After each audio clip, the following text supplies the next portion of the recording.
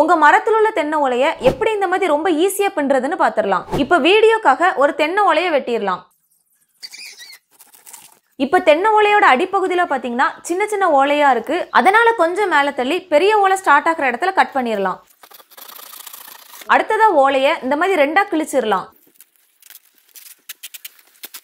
இப்படி ரெண்டா கிழிச்ச ஓலையோட முனி பகுதியில சின்ன ஓலை ஸ்டார்ட் ஆகுற இடத்துல கட் பண்ணிடலாம். இப்ப இந்த தென்னை ஓலையை ரொம்ப ஈஸியாவே பின்னிடலாம். அதுக்கு முத ஓலையை விட்டுட்டு ரெண்டாவது ஓலையை இந்த மாதிரி மடக்கிருங்க.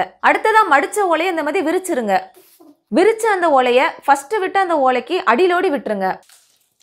இப்படி மடக்கி விட்ட இந்த ஓலை அங்கேயும் இங்கேயும் அசையாம இருக்க உங்களோட ஒரு காலை இதுல வச்சிருங்க. அடுத்ததா மடக்கி விட்ட ஓலைக்கு அடுத்ததா இருக்க ஓலையை விட்டுட்டு அதுக்கு அடுத்ததா இருக்க ஓலைய மறுபடியும் மடக்கிருங்க. அப்படி மடக்கி விட்ட அந்த ஓலைய இந்த மாதிரி விரிச்சிட்டு அந்த ஓலைக்கு கீழே முதல்ல இருக்க ஓலைக்கு அடியிலோடி விட்டுருங்க. அடுத்ததா அதுக்கு அடுத்த ஓலைக்கு மேலோடி வரணும். அடுத்ததா ஒரு ஓலையை விட்டுட்டு மறுபடியும் அடுத்த ஓலைய மடக்கணும். மடக்கின ஓலைய பழையபடி விரிச்சு மொத ஓலைக்கு கீழோடி விடணும். அடுத்ததா உள்ள ஓலைக்கு மேலோடி வரணும். அதுக்கப்புறமா இருக்கிற ஓலைக்கு கீழோடி வரணும். அப்படி மடக்கின ஓலைய ஒரு ஓலை மேலே ஒரு ஓலை கீழேயும் தொடர்ச்சியா பண்ணாலே முதல் ஸ்டெப் முடிஞ்சிரும். இந்த மாதிரி பின்னும்போது எடையடையா கேப் வரும். அதை பத்தி பிரச்சனை இல்ல. இந்த கேப்பை நம்ம ஓலை முழுவதும் பின்னுனதுக்கு அப்புறம் நெருக்கிடலாம். இப்ப நம்ம மீதம் இருக்கிறதையும் தொடர்ச்சியா பின்னிடலாம்.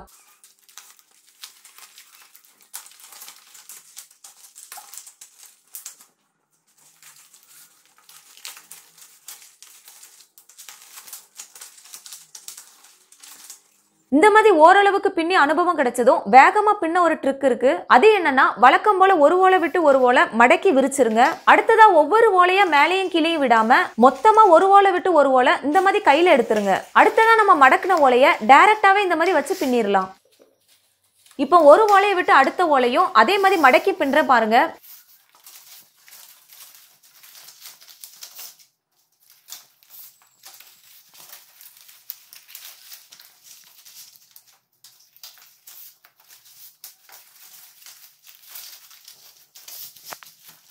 இப்ப பாருங்க ஓலை பின்றல நமக்கு முதல் ஸ்டெப் அருமையா முடிஞ்சிட்டு. அடுத்த ஸ்டெப் போகிறதுக்கு முன்னாடி மடக்கி கீழ் நோக்கி விட்டுருக்க ஓலைய இந்த மாதிரி நெருக்கிடணும்.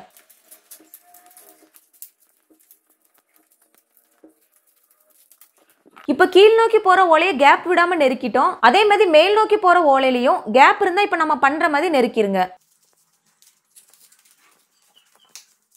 இப்போ அருமையா கேப் விடாம நெருக்கியாச்சு. அடுத்ததா கீழ்பக்கமா நீண்டுட்டு இருக்க ஓலையும் மேல் பக்கமா நீண்டுட்டு இருக்க ஓலையும் மடக்கி பின்னணும். அதுவும் ரொம்ப ஈஸி தான். அது எப்படின்னா ஓலையை இந்த மாதிரி மடக்கிருங்க.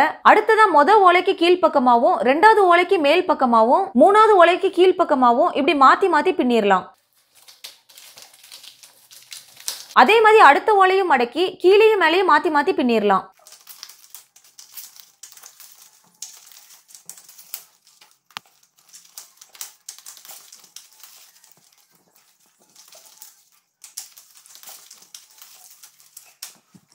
இந்த மாதிரி ஒரு 5-6 ஓலை பின்னதும் இப்படி ஓலையை மடக்கி ஏற்கனவே பின்ன ஓலையில சொருகிருங்க.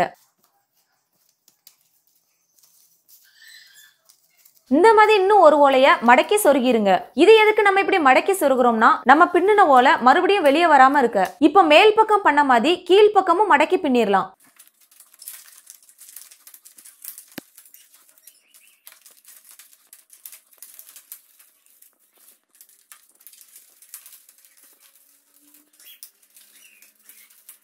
இப்ப இந்த பக்கம் பின்னதும் வெளியே வராம இருக்க ஓலையை மடக்கி சொருகிடலாம்.